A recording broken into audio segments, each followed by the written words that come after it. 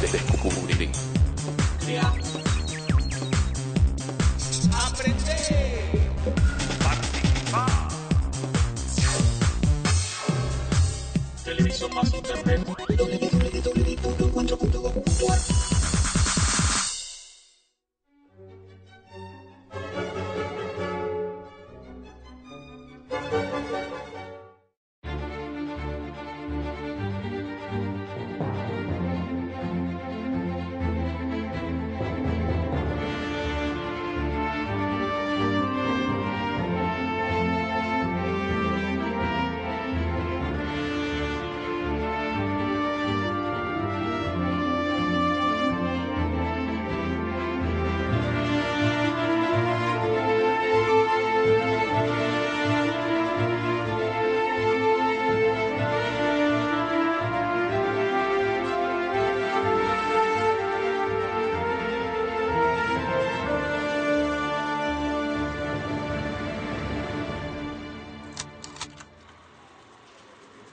El hecho ocurre en el Congreso de la Nación.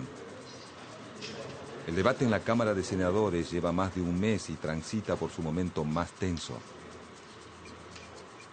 Lisandro de la Torre, senador nacional por Santa Fe, con su brazo extendido muestra a los presentes uno de los documentos secuestrados al frigorífico Anglo. El ministro de Hacienda, Federico Pinedo, que es uno de los interpelados, no soporta la tensión y agravia al senador. Lisandro de la Torre se levanta indignado de su banca y avanza con paso intempestivo.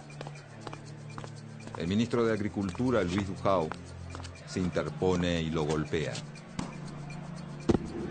De la Torre cae de espaldas y Enzo Bordavere, también senador por Santa Fe, corre para ayudarlo. Varios disparos retumban en la Cámara del Senado.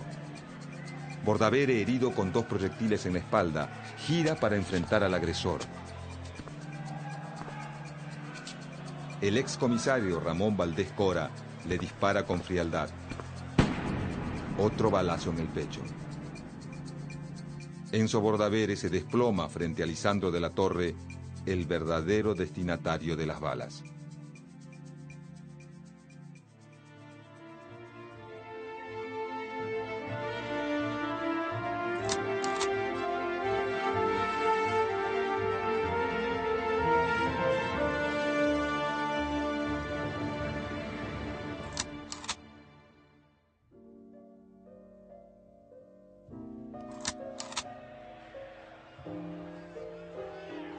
En 1929, el llamado crack de Wall Street sacude al capitalismo y genera una gran crisis económica en el mundo.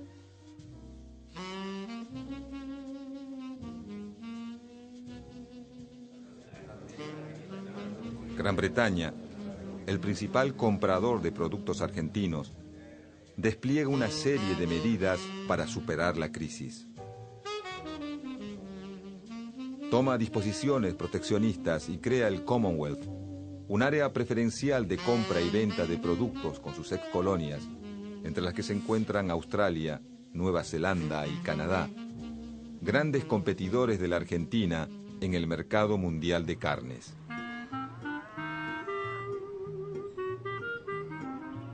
El objetivo del Commonwealth es asegurar un área comercial para la libra esterlina sin dejar lugar a su gran competidor, el dólar.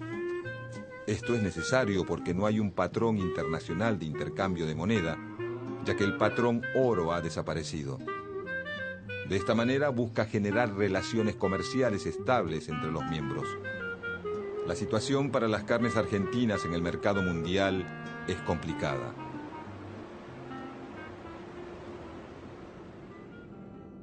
Frente a la profunda crisis, Alemania, Francia y Estados Unidos también restringen sus compras en el mercado internacional como forma de proteger sus reservas. En Argentina, la crisis financiera y la caída del comercio internacional provocan el derrumbe de las exportaciones agrícolas con la consecuente disminución de los ingresos de divisas necesarias para adquirir materias primas y productos importados para abastecer al mercado local.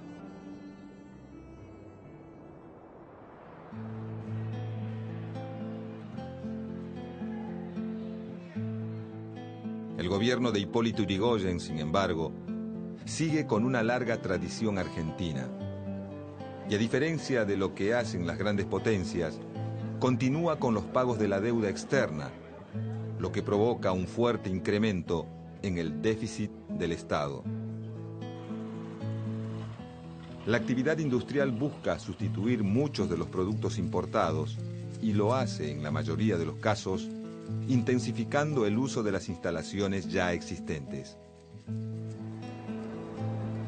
Comienzan a crecer los sectores ligados a la producción de alimentos, metalmecánica, química y textil, un proceso que se desarrollará a lo largo de la década de los 30. Los grandes capitales de los terratenientes, dedicados antes a la exportación, se vuelcan ahora a la industria y a la especulación inmobiliaria. Pero también muchos propietarios de talleres y comerciantes empiezan a producir para el mercado interno. El derrumbe de los precios provoca en el campo el éxodo de gran cantidad de pequeños productores y trabajadores rurales. Estos se trasladan hacia las ciudades y en muchos casos pasan a formar parte de los planteles de obreros de las incipientes fábricas.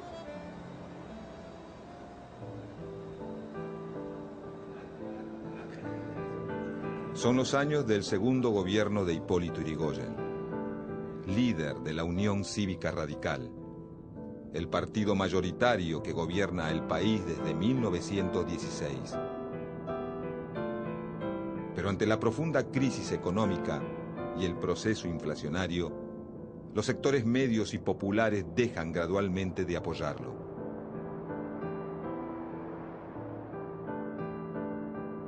Hacia 1930, entre denuncias de corrupción, renuncias masivas de miembros del gobierno y rumores acerca de la creciente incapacidad física de Hipólito Yrigoyen, el ejército derroca al presidente constitucional, consumando de esta manera el primer golpe de Estado argentino.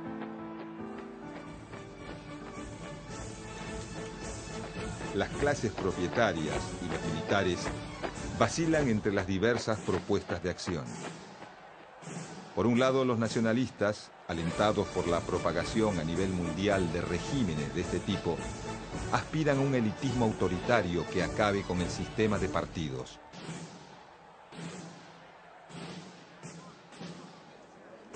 Esta línea dura está encabezada por el presidente de facto general José Félix Uriburu, quien acusa a la democracia, al comunismo, al liberalismo y al imperialismo norteamericano de constituir los males del país y complotar contra la unidad nacional.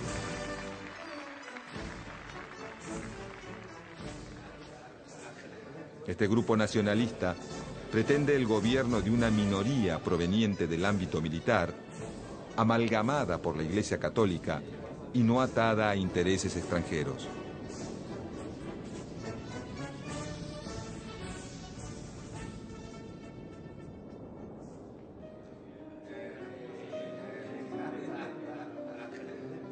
La otra tendencia preferida por terratenientes y gran parte de los militares es la que dirige el general Agustín P. Justo, que promueve una vuelta al modelo político de los conservadores previo a la ley Sáenz Peña, y por lo tanto al voto universal, masculino, secreto y obligatorio. Los seguidores de Justo pretenden una democracia sin necesidad de una mayoría, basada en el fraude y la proscripción. Al poco tiempo de estar Uriburu en el poder, los socialistas y los demócratas progresistas que en un comienzo habían apoyado el golpe contra Hipólito Yrigoyen, pasan a la oposición. La revolución hizo crisis y el gobierno que engendró se debate en el vacío. A las proclamas reiteradas y a menudo elocuentes del general, el pueblo contesta: queremos nuestras libertades, no queremos reacción.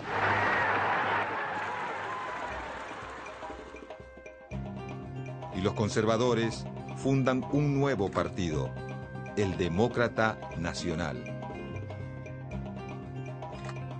Para la misma época, la Unión Cívica Radical se reorganiza, conducida por el expresidente Marcelo Torcuato de Alvear, y en julio de 1931, el general radical Gregorio Pomar intenta una revolución que es rápidamente sofocada.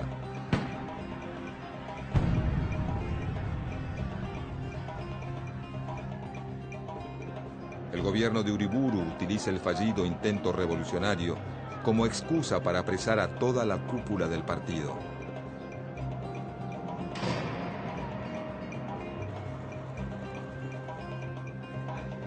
Ante la imposibilidad de llevar como candidato a Alvear, los radicales resuelven abstenerse en las elecciones presidenciales de 1931.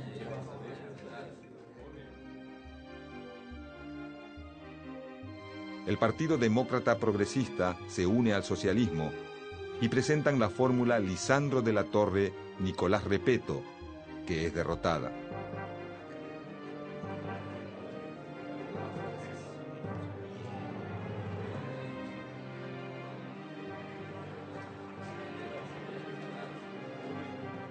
El Partido Demócrata Nacional, una fracción del socialismo, y el sector antipersonalista de la Unión Cívica Radical presentan a Agustín P. Justo como presidente y a Julio Argentino Roca, hijo, como vice.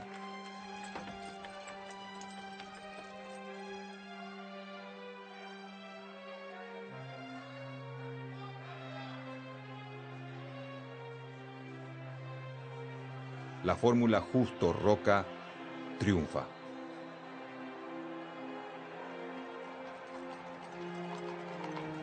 Aún con fraude, la victoria de los conservadores no es aplastante. Los demócratas y los socialistas obtienen legisladores y ganan en algunas provincias y municipios.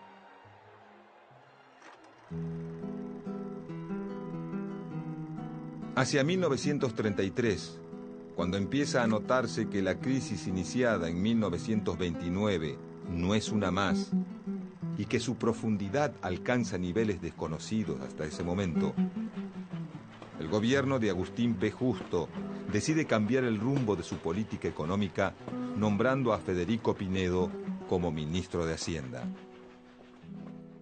Pinedo y Raúl Prebisch, funcionarios del mismo ministerio, llevan adelante una serie de medidas. Implementan el control del valor de las monedas extranjeras, regulan las importaciones, alentando algunas y desalentando otras, y crean los mecanismos para controlar la cantidad de dinero que circula, para poder fijar de esta manera las tasas de interés bancarias. En 1935 se crea el Banco Central, que será dirigido por Raúl Prebisch.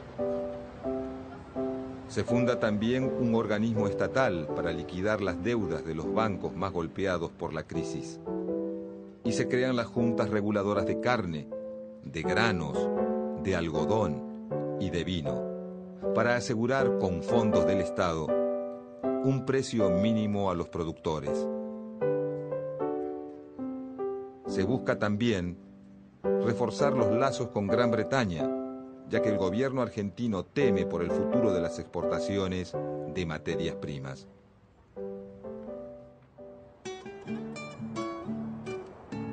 El vicepresidente Julio Argentino Roca, hijo, encabeza la comisión negociadora que viaja a Londres con el objetivo de mantener un negocio que consideran imprescindible para la economía argentina: las exportaciones de carne.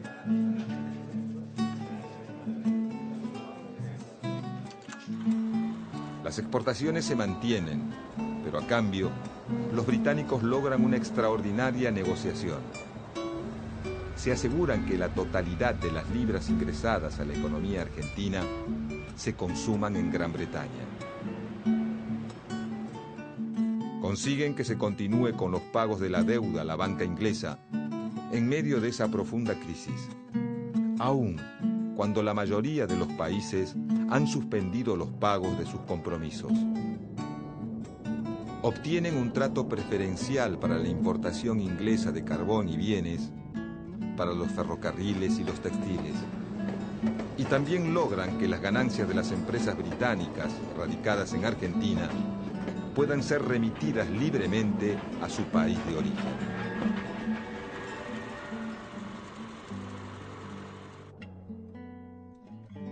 Los británicos defienden el sistema de transporte que mantienen instalado en el territorio argentino.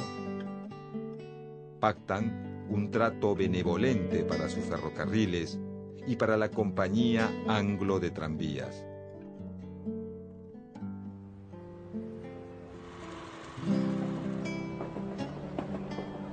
El gobierno argentino acuerda con el inglés que obligará a los colectiveros nacionales a unificarse con los tranvías en la llamada Corporación de Transporte de la Ciudad de Buenos Aires. Frente a estas medidas, los socialistas, los demoprogresistas y la opinión pública reaccionan fuertemente. Mediante discursos y artículos en la prensa, denuncian esta maniobra como un atentado a los intereses de la nación.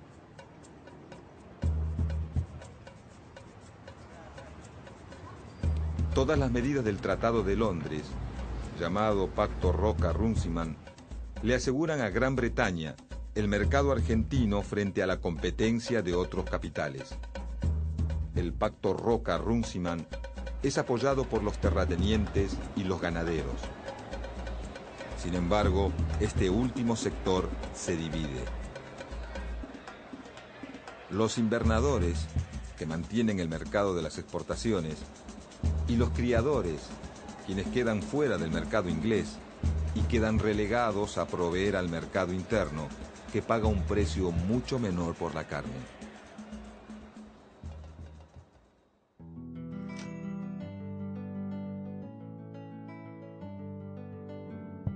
La Argentina, por su interdependencia recíproca, es, desde el punto de vista económico, una parte integrante del Imperio Británico.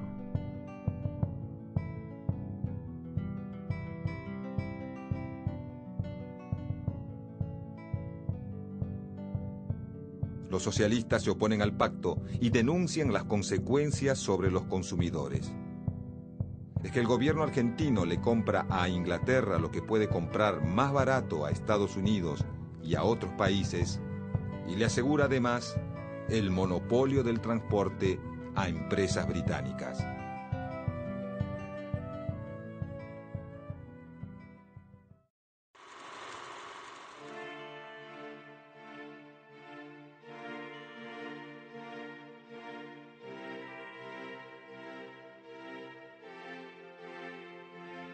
En 1914, Lisandro de la Torre funda el Partido Demócrata Progresista, con la intención de aglutinar las fuerzas conservadoras a escala nacional.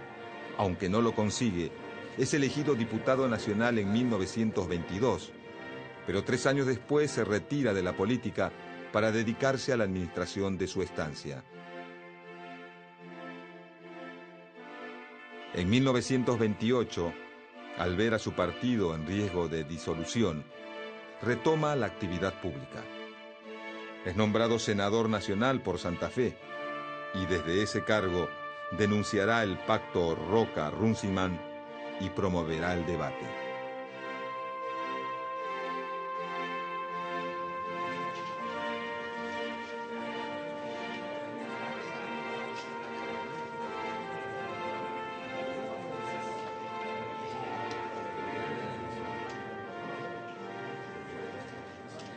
Lisandro de la Torre argumenta que Gran Bretaña monopoliza de manera vergonzosa el mercado de los frigoríficos. al impedirle a la Argentina instalar compañías que generen competencia.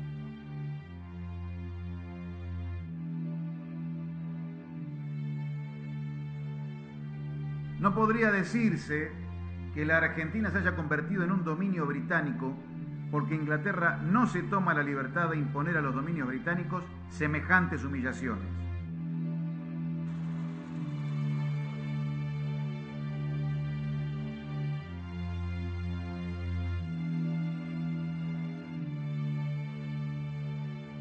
Lisandro de la Torre forma parte de una comisión investigadora nombrada por el Senado de la Nación, que tiene como finalidad establecer si las ganancias de los frigoríficos ingleses se corresponden con los precios que ellos pagan a los pequeños y medianos productores.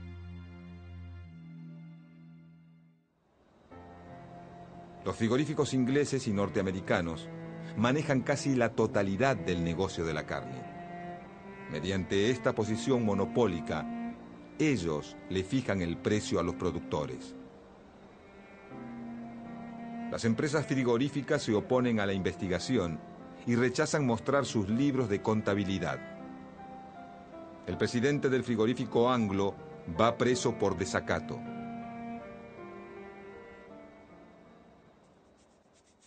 La tensión crece cuando en el Senado el socialista Alfredo Palacios aporta un dato clave. Los libros de contabilidad del frigorífico Anglo, que guardan valiosísima información, están ocultos en el vapor Norman Star, listo para zarpar rumbo a Inglaterra, bajo la leyenda Corned Beef.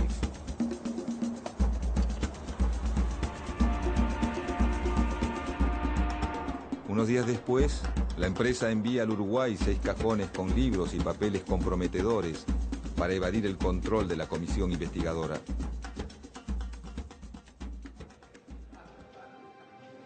El 11 de junio de 1935, los resultados de la investigación son presentados en el Senado.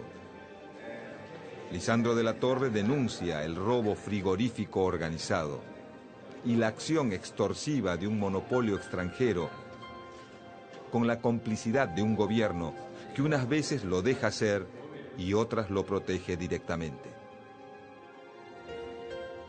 Puntualiza los privilegios de las compañías británicas, la exención de multas, la tolerancia en el cobro de impuestos y la complicidad del gobierno.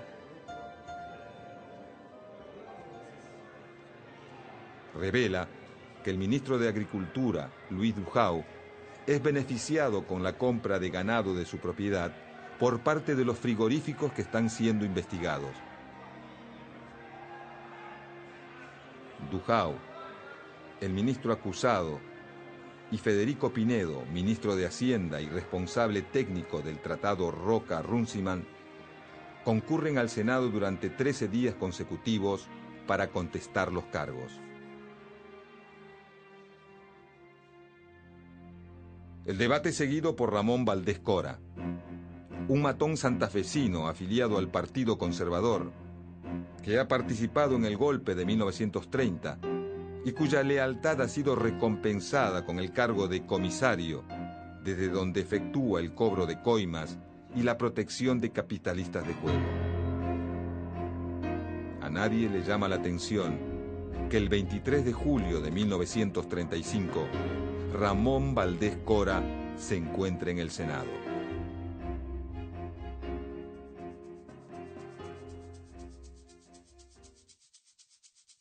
Lisandro de la Torre conmueve al Parlamento con sus denuncias. Al pueblo no solo observar, sino aumentar estas conquistas.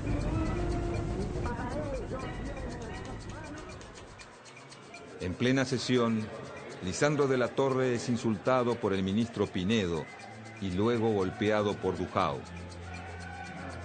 El senador por Santa Fe, Enzo Bordavere, corre en su auxilio. Valdés Cora, que estaba dentro del recinto de la Cámara, le dispara 2 veces por la espalda. Bordavere, herido, gira para enfrentar a su agresor, quien sin dudarlo le dispara otro balazo en el pecho.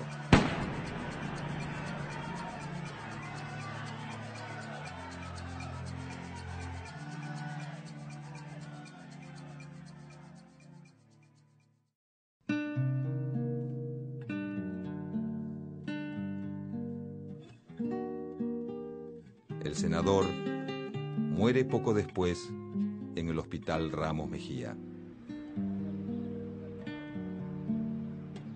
Una multitud se congrega en retiro para despedir los restos de Enzo Bordavere, que serán trasladados a Rosario.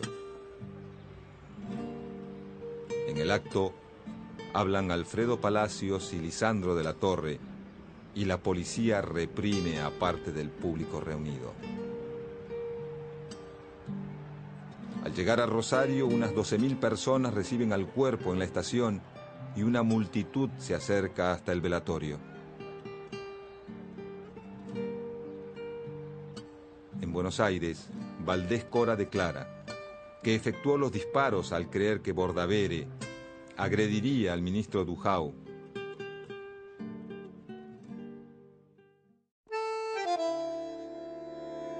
Aunque nunca se descubre a los instigadores del crimen, Valdés Cora es condenado en 1938 a 12 años de prisión por homicidio simple.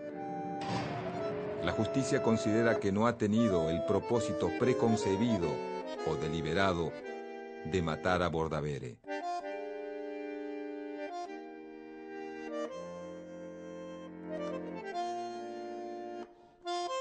La Cámara Penal eleva la condena a 20 años, pero Valdés Cora queda en libertad por buena conducta en 1953.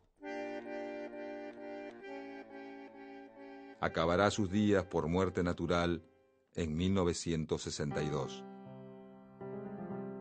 El pacto Roca-Runciman seguirá vigente y los frigoríficos ingleses y norteamericanos continuarán con el monopolio del comercio de exportación de las carnes argentinas.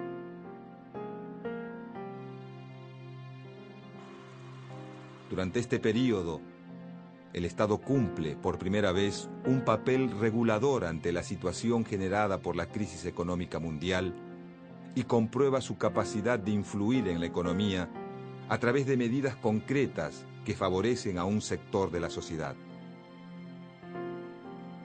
Las transformaciones ocurridas en el plano económico fortalecen a los industriales y a los cada vez más numerosos trabajadores de ese sector.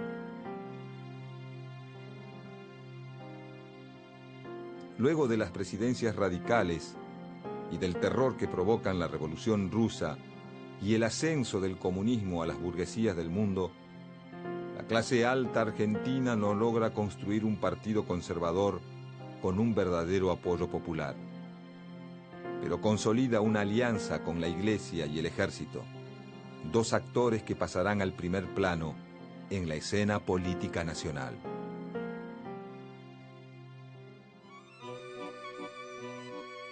Los conservadores de los años 30 son más retrógrados que sus antecesores progresistas. Lisandro de la Torre, quizás el último exponente de esa antigua oligarquía que gobernó el país hasta el ascenso de los radicales, ya no tiene lugar en la nueva política argentina, y el 5 de enero de 1939, agobiado por su situación económica, se quita la vida.